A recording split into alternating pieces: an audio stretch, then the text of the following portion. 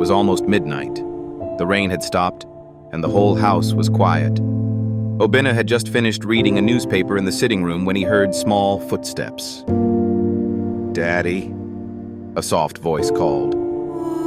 He turned and saw his 8-year-old daughter, Amara, standing at the door with her teddy bear pressed tightly to her chest. Her face was pale, eyes wide with fear. "Daddy, my room is too dark. I can't sleep. I think there's something inside. I'm scared."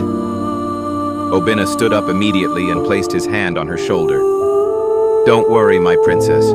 Let's go check together." They walked to her room.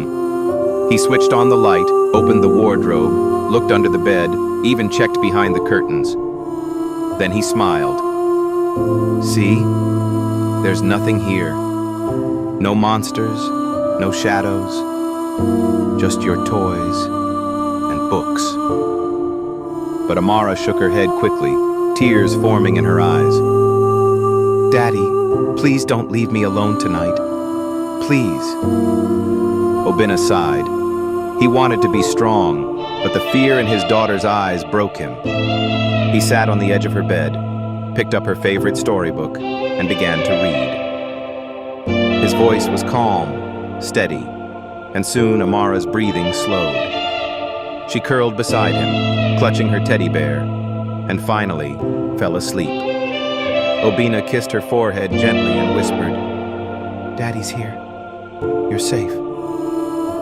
Tired, he lay beside her and drifted into sleep too. The next morning, the sun slipped through the curtains. Obinna stretched his arm to touch his daughter, but the bed was empty. "Amara," he called softly. No answer. He searched the room, the sitting room, even the backyard. Panic grew in his chest. "Amara, where are you? Amara!" he shouted, running through the house. His wife, Ada, rushed in from the kitchen, her face pale with anger and pain. "Obinna!" she snapped. "Stop this already! For Christ's sake, how long will you continue like this?" He turned, confused. "Ada, what do you mean?" "I just slept beside Amara. She was here last night." Ada's voice cracked as she shouted, "Your daughter is gone! She died 12 years ago, Obinna! You keep seeing her every night and it's driving you insane!" Obinna froze. His lips trembled, tears filling his eyes. Slowly he shook his head. No, Ada. Don't say that." But then he dropped to his knees, holding his head in his hands. His voice was heavy with grief. "You're one to talk, Ada. You're dead too. I lost you both in that car accident. I remember now." Ada's face softened instantly.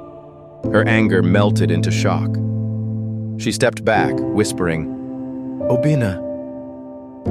But before she could say more, her figure began to fade, dissolving into thin air.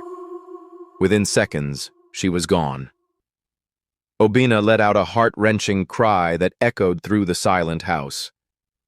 Alone, clutching the empty teddy bear on the bed, he whispered, "My wife, my daughter, why did you both leave me?" And the house returned to silence.